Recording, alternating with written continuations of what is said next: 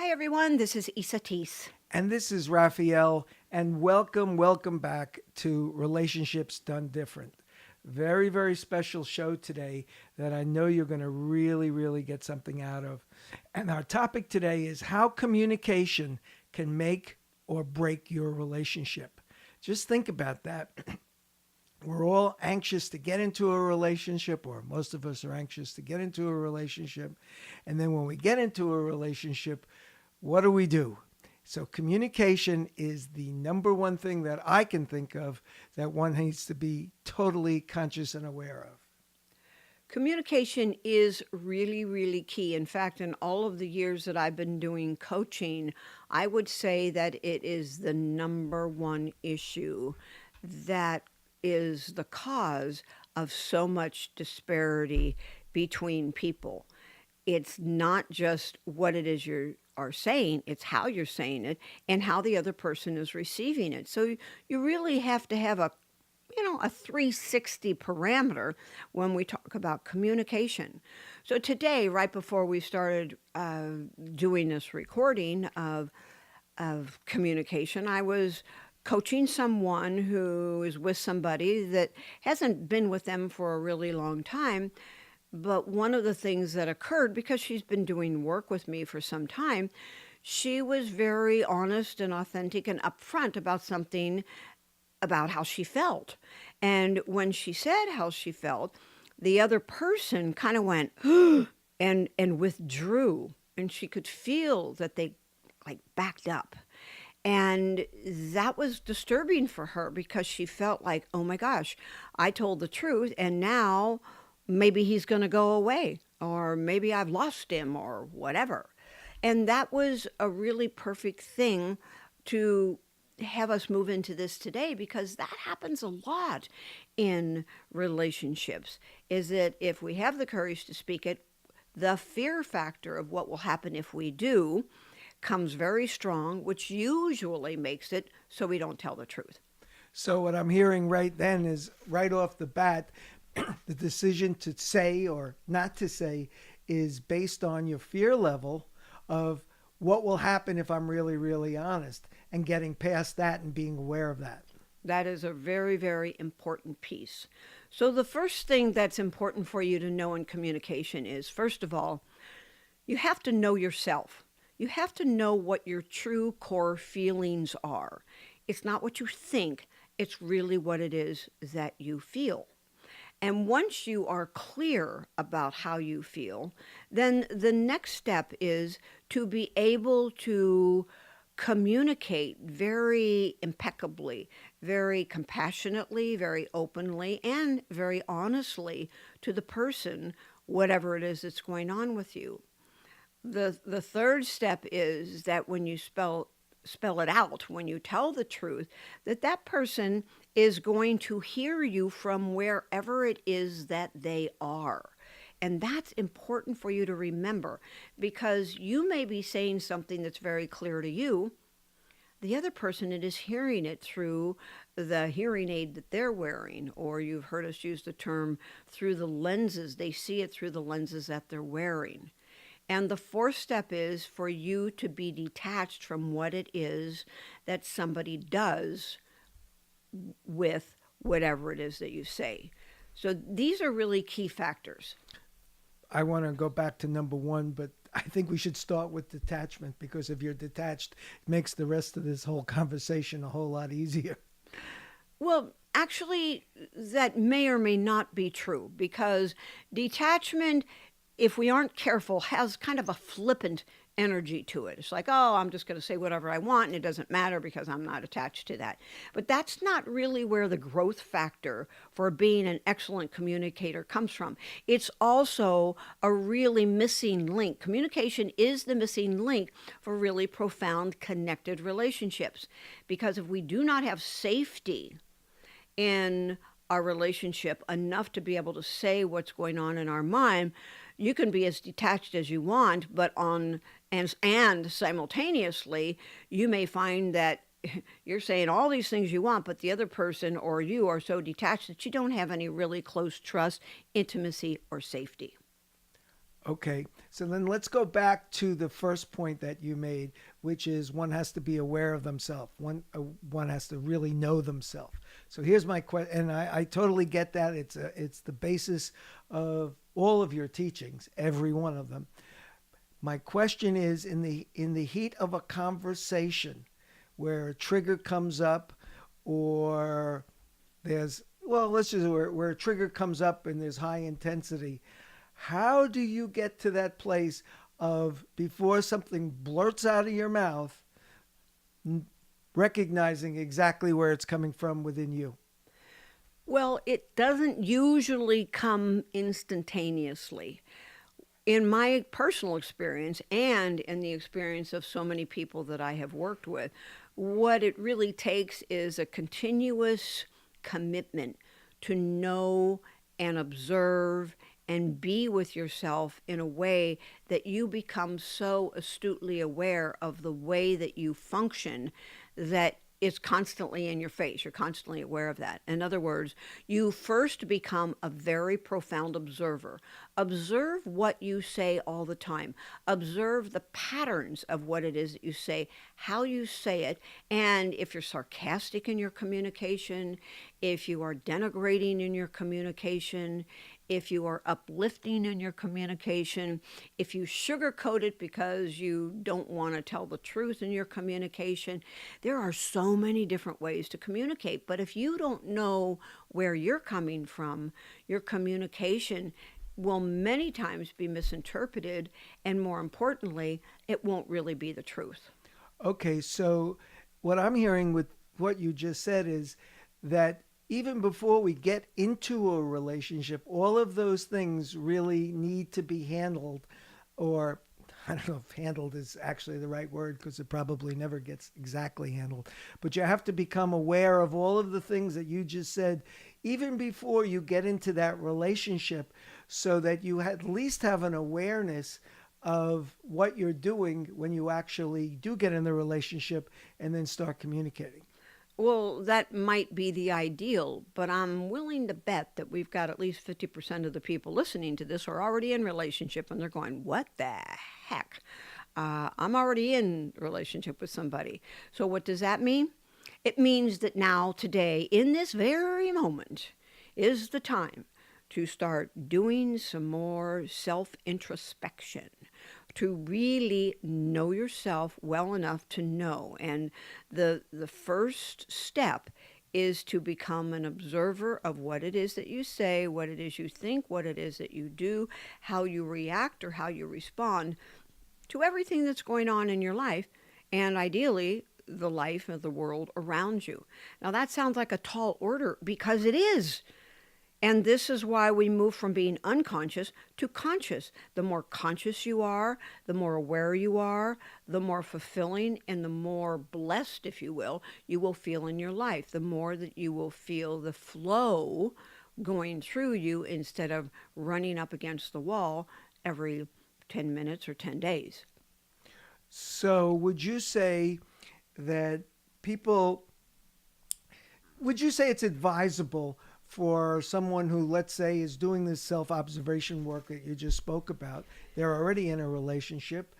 Would you say it's advisable to discuss that aspect with their partner? In other words, do you find me denigrating when I answer, just ask certain questions or explore certain traits that you may have a concern about to see how the other person is responding or dealing with those kind of issues?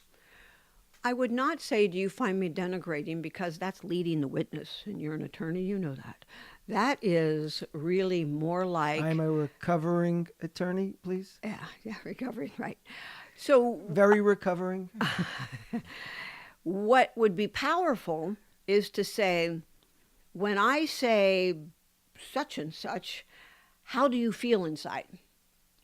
Ask them to tell you rather than to feed information to them about how you think they feel, because how we think other people feel, unless you're very intuitive and you're very connected, you will be guessing, and your guess is going to come from the place where you live, if you will.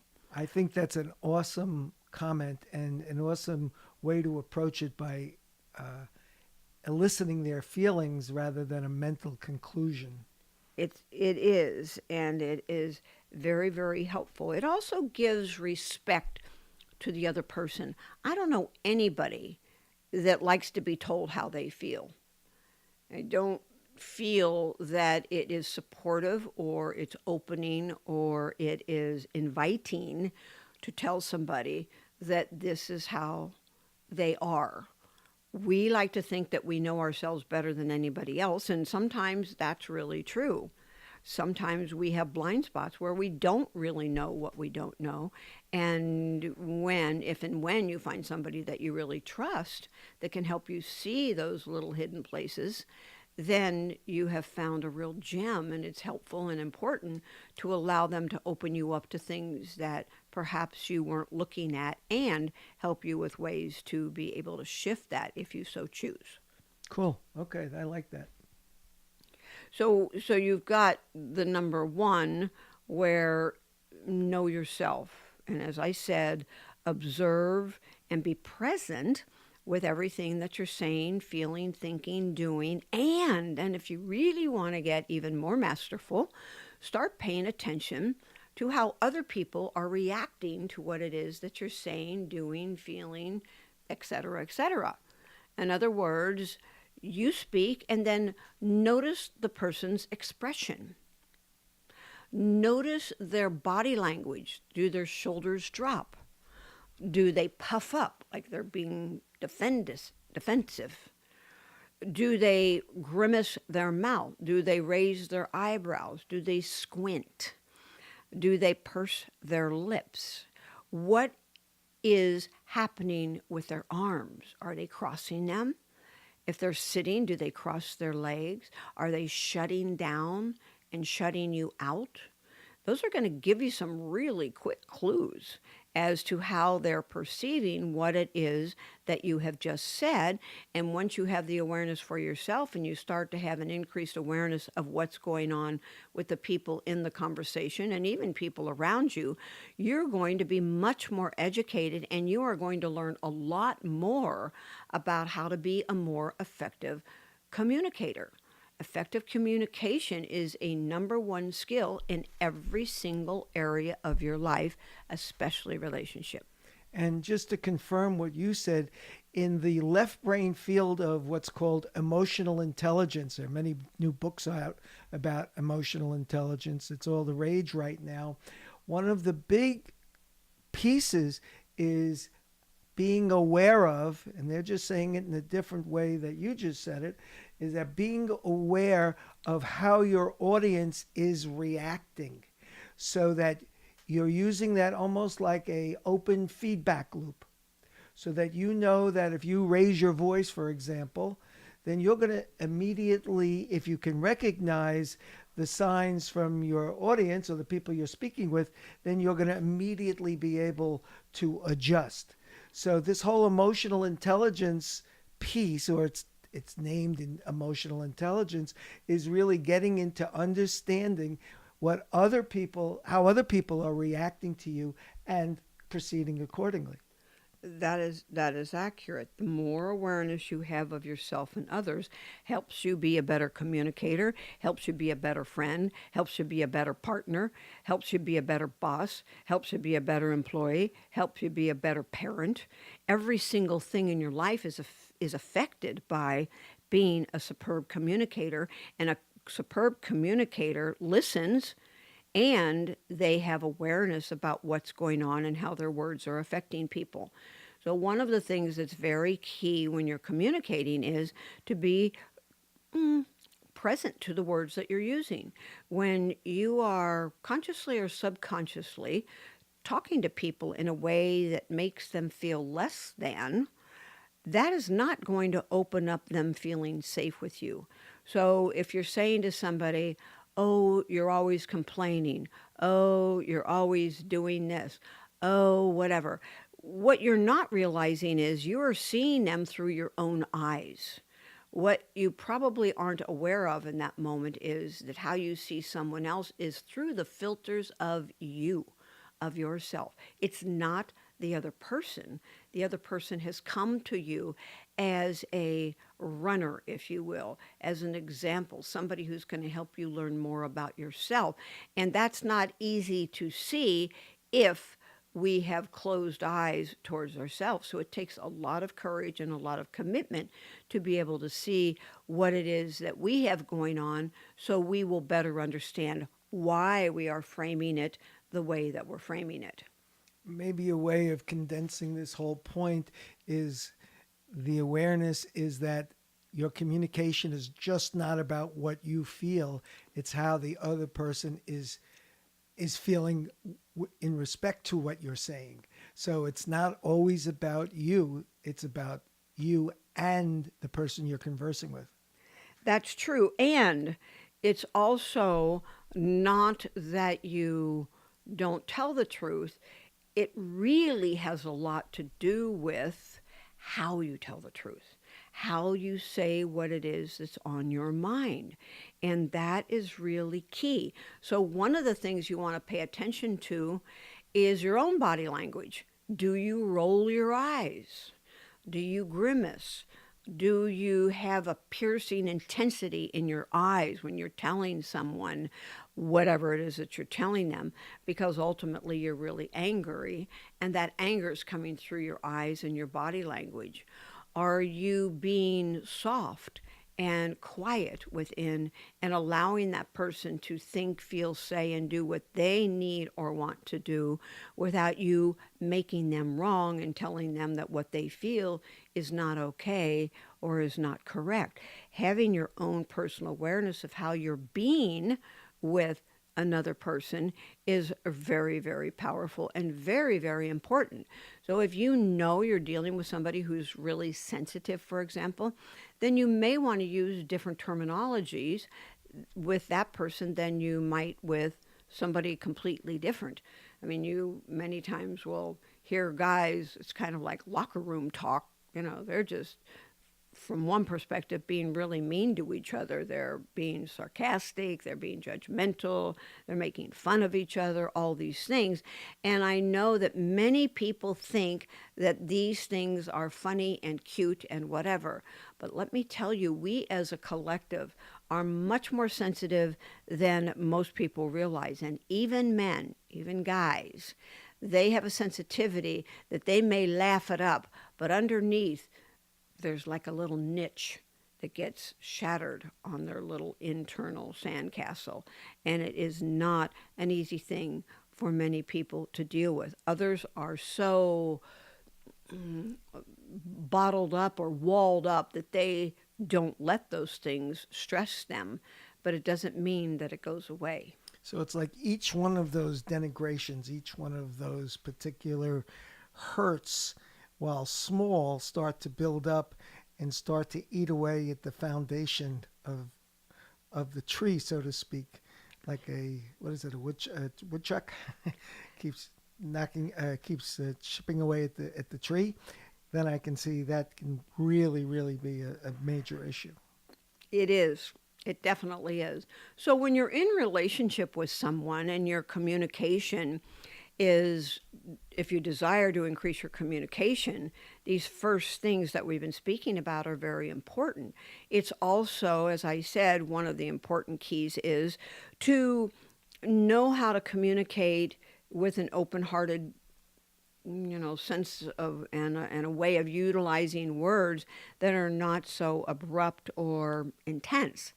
So instead of saying, you did this, this, and this, and this, and that's just not acceptable, you might want to say something like, I noticed then when this task got completed that there was this piece that wasn't really all the way done, or that wasn't the color that we agreed upon, or something along those lines, which then gives the person an opportunity to speak about what was going on with them, with what it was that they did, instead of beating somebody down.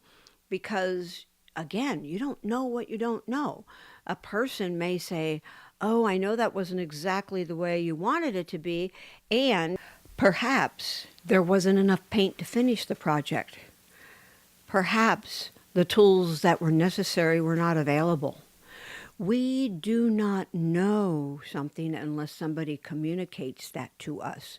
So instead of assuming, instead of attacking, instead of putting yourself in a place where you're going to look a little silly anyway, why not open up the communication in a way that allows you to hear what the other person has to say and zip it while they speak? So let's say you're with a partner, and a partner is really doing their best to let you know why they were late, for example. If you cloud up and rain all over them before they had a chance to tell you that they were pulled over by a cop, or there was a really serious accident, there was a dead body in the road and you were there and your phone was dead, or whatever the case may be, when we jump to conclusions in any of these circumstances, we immediately are going to make the other person be unavailable to hear. And when that occurs, you're not going to get the results that you're looking for. So it's very, very important. And this kind of leans right into the third piece, which is knowing how to really communicate, not just with the words, but with the body language. So if you're going for compassionate communication, what you want to do is you want to relax your shoulders, relax your chest, and be in a sense of peace. Breathe through your nose and out through your mouth. Always do that. Make that a habit every day, to just breathe, because it will keep you in a more centered place. And then when you're communicating, whatever it is, it may not be some big scary thing, but just a communication is going to come across with a lot different feeling than when you come very assertively or very aggressively onto someone, which will immediately put up their defense mechanism. Am I making myself clear here? You are. Do you want to address the I, using the I instead of you? Yes, these little skill points are This is very actually a really big skill point. is very, very important. So when you're communicating with somebody, and let's say that you've got something going on that's not you're triggered about, but you're doing your best to be with the quiet, compassionate, open heart, and you haven't totally gotten there. So one of the things that's important to do is be very, very conscious of the words that you use. And what that looks like is that one of the important rules is never hit below the belt. What does that mean? It means that you don't bring up the past. And you don't take what happened 3 years ago, 5 years ago, or 3 months ago and bring it into this moment and rub somebody's nose in it. It's very important to be conscious and aware of that. The second thing is that when you are willing to eliminate the word you in any of your conversations, what that's going to do is bring it back to the I, which is you, yourself, not the other person. So if you are using the words, when such and such happened, I feel or I felt, whatever it is that you felt. When you are using the words like, you made me feel this way, and you are the one who did that, and you keep doing that over and over again, what you're doing is you are energetically and verbally attacking the other person, and they are going to immediately put up their defense mechanisms. They are not going to be open to hear what it is you have to say, and they're going to really not like you.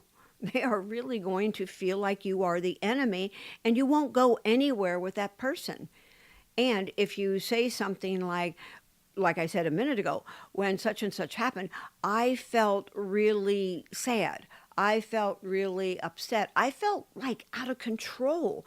I felt insecure, whatever it is. And that will take a huge amount of not only self-compassion, but self-empowerment to be able to just call a spade a spade. You know, you felt that way. Who cares?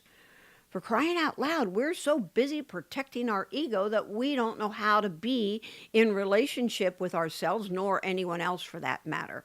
And when you start to really get that your ego, your personality, is just a program of recycled ignorance, then you don't have to protect it anymore. Really will make a difference in your life. The IU thing is huge, because when someone says to me, "You did this," I immediately feel wrong. I feel denigrated. I feel I didn't do it right again. I didn't, all of those programs, those self-sabotaging programs that seem to be in the backpack, seem to come out. And I just wanted to comment on one thing you just said that I actually had never really considered and made a big difference for me, is that when you're having a conversation, especially an argument or a disagreement about anything, is to keep it in the present, because dredging up the past is not going to get you anyplace productive. And all it's going to do is drag up, if it already hasn't been dragged up, the old programs that you have from the past. So it's like it's double incendiary, in that it will just instantly ignite all this stuff from the past that is irrelevant. I mean, oftentimes we have a conversation, and Isatis will say to me, "What's the point of that? Let's talk about what we do from here. Let's talk about the present. What are we going to do now, rather than justify." Justify and rehash the past. So that just hearing it that way makes so much sense to me, and it takes away the blame. It just says, "Okay, here's the issue in front of us. What do we do now?" And that's a really, really good point, because being present with what's going on right in this very moment can then be taken to an even higher level of awesomeness if you do one more thing. And that thing is to take the story out of it. Take all the adjectives out of it. When you take the story out of what it is that's going on in your head that you're recycling and you want to project and blame someone else with, what occurs is there's really nothing there but a bunch of energetic sensations in your body. What occurs, though, for most people is they conjure up all this stuff in their head and they make it personal. They make it about themselves instead of realizing that that person is coming from the best place they know how. Maybe they're not doing it your way. Maybe they're not agreeing with you. Have you never noticed when somebody doesn't agree with you, how somehow you make them wrong for that? And in fact, you will find ways to be denigrating towards them because they're not being the way you want them to be. Stay awake, people. Be conscious of that, because what happens is we build up walls between ourselves and those people, especially even the people that we love, without even realizing it. We are going through this whole big thing about our rage coming out passive aggressively by saying things that either don't matter or aren't true. And speaking of not true, think about this. How many times have you used the words, "You always do this," or "This is something that happens every single time," or "You never allow me to blah, blah, blah, blah," whatever. See these absolutes, or you might even say, "It absolutely is this." Whenever you're using these kinds of words, you're already in trouble. You already know you're in your ego, because it's very rare that anything is always that way. If you say to someone, "You're always mean to me," well, get real. Are they always mean to you? Ask yourself, is this really true? Ask yourself if what you're thinking and what you're saying is really true. And if it isn't, get off it. Because all you're doing is fighting to be right, which will be an absolute entry point and sometimes a completion to a relationship. You get to be right, but are you happy? You get to think that you're right, but are you happy? Because the truth is, you're not right anyway, because it's extremely rare that anybody does something absolutely always forever and never changes. Those are just silly little things that we make up to try to be dramatic, to get the other person to listen to us or to feel badly so we can control them better. We are very talented. So putting that really succinctly is, if one thinks or keeps in mind, would I rather be happy? Would I rather be right, or would I rather be happy? Hmm. That just instantly shifts the focus to what you really want. It's like the ego's not so happy, but it'll make you happy. Well, it'll make your ego happy. It's not going, is it No, going to make who you really are happy, or is it going to make your ego happy? And anytime you're making your ego happy and you're feeding the ego, then it gets a stronger grip on pretty much everything that you do in your life. It's amazing. You know, you probably have heard of the story about the great wise man who had a one of his students, or the little Indian boy, came to him and said, "Oh, great master, I have these two wolves, and they're like inside of me. And one of them is telling me all of these really great, wonderful, loving things and how I can live my life. And the other one is saying, oh, they're not okay. You shouldn't do this. You messed up with that, all of these things." And he said, "I don't know who to listen to. How do I know who's really right?" And the wise man looks at the young boy and with his big eyes looks him straight into the core of his being and says, "The one that you feed the most is the one that will live and take over your life." And that's what you want to think about. Are you feeding your ego, or are you feeding that part of you that is clear, that is loving, that is compassionate, that really, really wants true happiness, not that superficial sense of being right? That's very cool. One last piece on this is, I think one of the golden rules is to talk to your partner and be with your partner as you would want your partner to be with you. So that is to speak with compassion, reverence, with respect, and because that's what you would like. So why not provide that and create that posture, that platform of happiness and love. Well, and that's true. I think that term is do unto others as you would have them do unto yourself.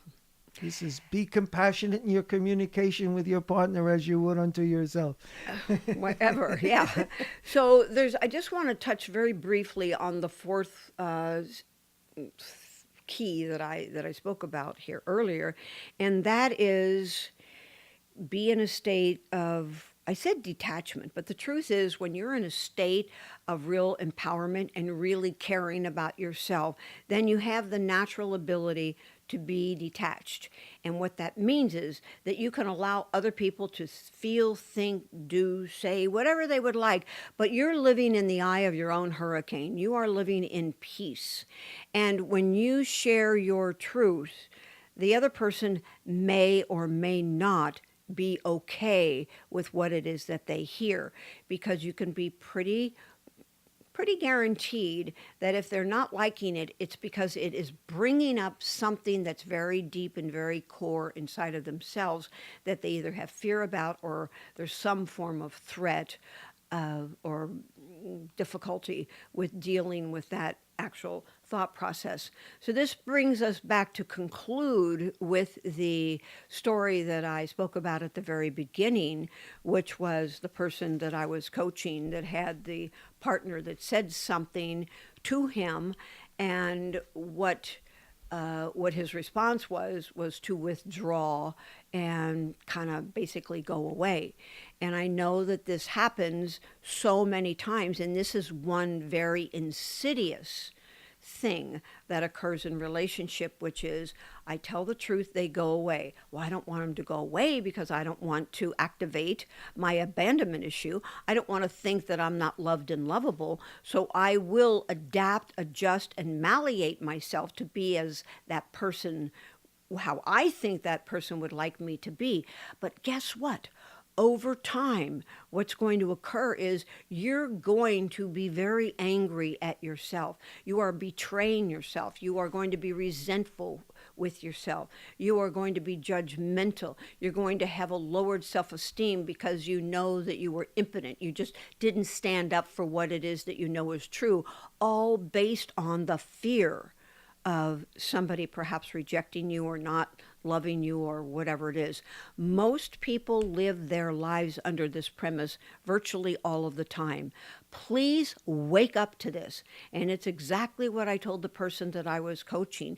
You stay awake to what's true for you. You find an open, honest, clean, compassionate way to tell your truth and ask open-ended questions to the partner. How does that feel for you? Or what comes up for you when I share that with you?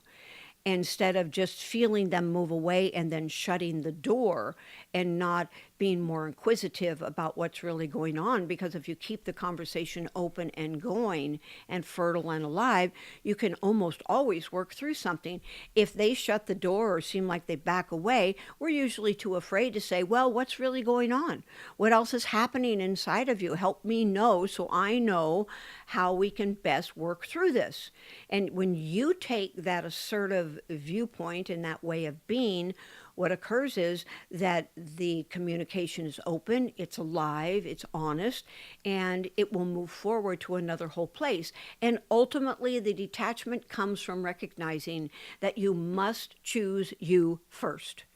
You must choose yourself and your own authenticity, your own truth, your own way of being, your own way of communicating, your own way of really desiring your life to be.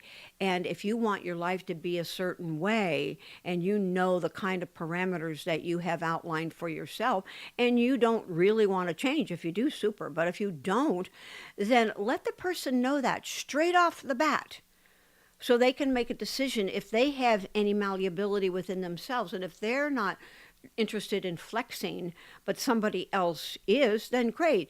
If you're both having a line in the sand, then just know that that's okay. You can still be friends. You can still be whatever it is you want to be. And that doesn't have to be the person you spend the rest of your life with. So really, it all comes back to awareness and the way that you are speaking what it is that you are feeling, and knowing what it is you're feeling, the way you speak it, and then being detached if they say, it doesn't work for me. And you can go, okay, I get it. It doesn't mean that you aren't going to hurt. It doesn't mean you won't be sad. It doesn't mean you won't throw a tantrum or whatever it is that you need to do. Don't throw a tantrum at them because they're just being truthful themselves.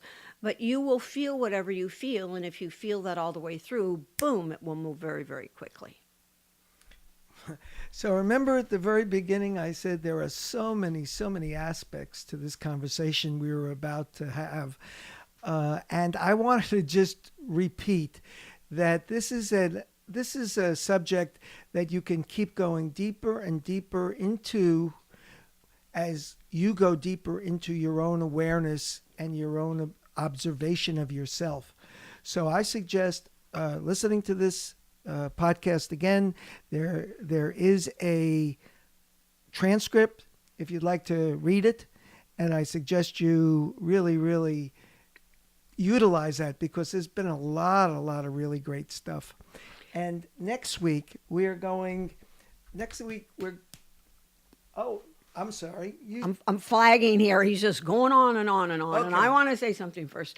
What I wanted to remind you is that if you have someone or something in your life right now that you are not feeling safe in communicating about something or with someone, then remember, this is what I do. I will help you be clear and help you find the script and the way to work through what it is that's going on with you. I am always here in service to you.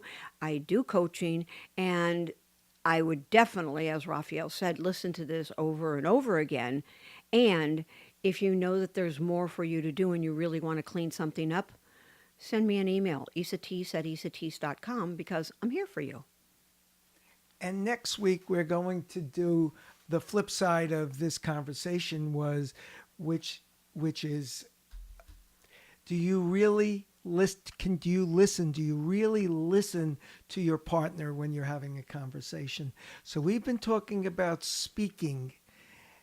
Next week, we're going to be speaking about listening, which is as important as speaking in your communication skills that will create awesome relationships. Okie dokie. So I want to. You want to come to that one too? I think I'll come to that Okay, one. we'll Okay. both be here next week Yeah, we because I will. don't have a clue about. No, I. That's awesome. Yeah, we love to do this. It's just great. And what's really neat for me, I just must say, I know we're going over a little longer here, but what I really love about these podcasts and why I get so excited about them is because every time I do one, and especially when I'm, asking Isatis questions and things like that, I get a whole new level of understanding myself. And it's just adding to the tools in my toolbox. So I just love it. And thank you guys for listening to us. It's really cool. So we're going to take a quick break. We'll be right back. And we have a real important question that we got from one of our listeners. So we'll be right back. Okay, everyone, we're back. And this came from Robin from San Francisco. I've heard you say many times that it's never your partner's fault. You always have to look at yourself first.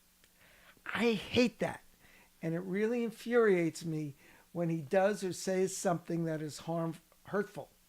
How am I responsible when he does something unkind? I just don't get it. Okay, so let's be clear here, Robin, about this. When you use the word responsible, I mean, there's lots of different levels or layers to this question. And one is that we create everything, whether we know it or not, and all that other kind of stuff. And I'm not going to go there with this particular, at this particular moment because of time.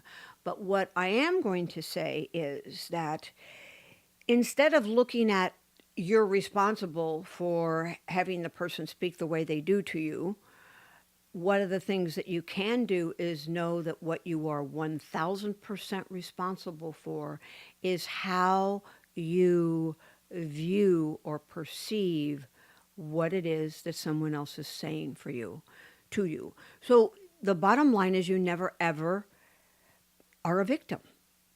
And it may infuriate you. I get it. I've been there, done that. And I also understand that if somebody says something to me that is not very comfortable for me to hear, I have a couple of ways to deal with this. One is, and it's related to the non-resistive living piece that we talk about and that I also teach. So one is to take a non-resistive living approach, and that is, thanks for letting me know how you feel. I get it. And just allow it. It's kind of like in one of those martial arts where somebody's coming at you and you just step aside, boom, and the bullet or the person just goes right by you. You don't resist it. You don't have to fight it.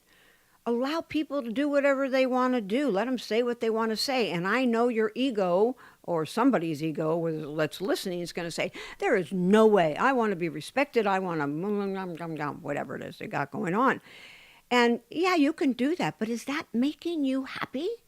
Is it bringing you joy to step up and fight for something? When you give the reins to someone else, if you will, when you give someone the freedom to think whatever they want and you are not reactive to it, guess who's at peace? It's you. You're the one at peace. They're the one who's all ruffled up. And when you are clear inside yourself and you know that what they're saying has nothing to do with you, but it's them projecting their own discomfort on you, then suddenly whatever they say has nothing to do with anything. You don't need to go there. You don't need to be defensive. You don't need to fight them off. You don't need to do anything with that. So and there's another option and another way of looking at it. And that is that many gurus, teachers, whatever, will say that there's always a particle of truth in everything. So, one of the things that you can do is to think about what they said. Instead of having a knee jerk attack reaction, you can think about, even if you're not going to let them know that. Put down your knife first. Yeah, that's right. Put the gun away. You can just take a deep breath and you could say to them, I'm going to contemplate that. Or you don't have to say anything to them, because that would take a lot of courage to be able to say that, because it would look like you're giving in to them, and your ego may not let you do that in a moment. So you could just keep your mouth closed, ideally, because if you attack back, you're in another whole arena. So you just, allow them to do that, and you go inside and you contemplate that. I wonder if there's any truth to that. Have I ever done that? Might I sometime do that? Have I ever thought it, but maybe I never really did it? Or another way of viewing this is that this person is really coming from the best place they know how. Everybody wears glasses with different colored lenses in them. If you have had a childhood abuse issue and somebody comes up and seems like they're saying something, or even has the energy of bullying, or even emotionally or mentally or verbally being abusive, and likelihood is you're going to be pretty fired up pretty easily. And if you haven't been abused, you may want to have an open mind and say, wow, this person is really hurting. This person is in so much pain, and all they're trying to do is get rid of their pain. I can make it personal, or I don't have to make it personal. I'm always at choice. I'm always at choice about how I choose to frame any given moment. So put your weapons down and stop feeling like you have to be right, or you have to prove it, or you have to build yourself up in defense. What if you allowed people to do whatever they want to do? Because in the true sense of empowerment, when you can allow people to throw their tantrums and you just sit there with the most open heart that you can, guess who's in their power? Guess who's in their peace? Guess who feels better than the one who's over there doing what it is that they're doing because they don't know how to do anything different? Be the power and the force in your own life, and stay awake and aware and look at things from a much bigger, a much more macro view. Because when you're looking at things from a bigger viewpoint, and when you stop personalizing every little thing that comes down the pike, you're going to be a happy person. And whether you know it or not, happiness, joy, pleasure, all of those things are things that we really, as human beings, want. And these are some very powerful, powerful, important tools that will help you get there. Very nice. Very cool. I really appreciate that. Okay, so I have a question for the Yes, you do. for the crowd. So lay it on them. Okay, get your pen and pencils, or your phone, or whatever. Because here's the question: what would it take for me to come from my heart in all of my communication? What would it take for me to come from my heart in all of my communication? What would it take for me to come from my heart with all of my communication? If you made that your number one key every time you're going to have a conversation, I promise you, your life will change immensely, really immensely. And if that seems too long, you can switch it around and say, what would it take for me to communicate from my heart? What would it take for me to communicate from my heart right now? If you said that before you opened your mouth, your conversation would be different. So that's what I support you in doing, more often than you ever have before. And just kind of report back to me and let me know what happens with that. Let me know what your results are. One thing for sure, you will feel better if you embrace that. And just remember, with these questions, there is no answer. You're just putting it out there and opening yourself up to a response, to an answer, to a knowing when it comes. It will come, maybe not right away, maybe later, maybe whenever, but just laying yourself or putting the question out there and allowing it to just come will be very powerful. Yeah, that's thank you for that, because that is really really important. Remember, these questions that we do at the end of these podcasts are rhetorical. They are not like you're supposed to sit down and write out some list of answers that you're supposed to get from somewhere. It's to let the universe know that this is what your intention is and a way that you choose to live, and that all by itself will shift things. And if you remember, when you put out that question, that energy goes out into the universe and it will pull back, it'll attract a similar frequency and bring that back to you. So that is all you need to do. They're very, very powerful. You know, I would invite you all, every time you listen to these podcasts, and we always do these questions at the end, write them down and start a journal with these questions and read them every day. It's amazing what happens when you start filling your head with this kind of thought process instead of the recycled ignorance or the recycled programming that you have going for you. Yeah, that's very neat, very neat. So we will see you next week. I would like to just say, please send us your questions. We really, really like them, and we like hearing from you, and it helps change the energy of the show and give another point of view if you have one. So we welcome those. And the other thing is to please tell your friends and put it on Facebook or whatever. We do this so that we can help and assist and open up people's lives to happiness and joy, and just open them up to an awareness of their true selves. So we really encourage you to do that. We will see you next week, and we'll be talking about how to listen, really listen to your partner next week. So until then, have a great week. I just want to fill in here because I always seem to have to say something else. Now, It's there's something that's very, very truthful. truthful. Okay. And I love it. I love it. I love it. and that is this whole listening thing. This is really important with children. It's really important with your partner, but it's very important with your children. It's very important with your boss or your employees. This listening thing is huge, huge. So don't think that because you maybe are not in a relationship, or maybe you don't have children, or maybe whatever your maybe is, you absolutely show up, because when you learn how to communicate and you learn how to listen, every part of your life is going to move to a whole new level of awesomeness. And so that is. And so it is. And we'll see you next week. Take care. Feel a hug. Bye.